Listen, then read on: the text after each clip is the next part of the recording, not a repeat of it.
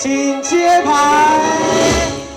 友爱市场将2楼的闲置空间改造变身为数位创新聚落，为青年数位人才提供一个会当进行资源分享、技术交流、跨越合作的数位工作聚落。出席开幕的市长委特表示，对伊来讲，这个所在其实就参像是少年人创新的社会大铁。对我而言，我倒是觉得这有点像什么？你知道，像创生的社会住宅，让他们的创意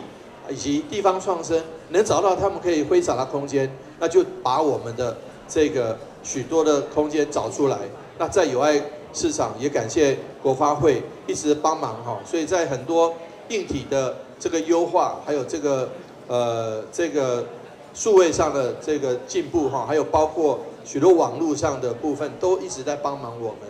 那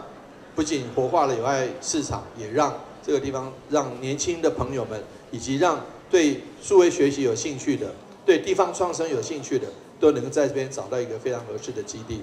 好上工作室负责人吴展伟表示，友爱市场数位创新聚落以数位技术甲社群互动为营运主轴，并提供免费培育课程，目的是为台南培育数位科技人才。然后讲工作室本质是一个以数位为主的共同工作空间。除此之外的话，我们在做免费的培育，然后还有在做社群的经营。所以在这边的话，有非常多的技术相关的交流，然后数位的人才在这里，也帮助很多在台南这边的中小企业还有传产做数位升级跟数位转型。那我们希望在这个地方的话，可以让更多从事资讯相关的，不管是创业也好或就业也好的年轻人，有一个更美好的环境。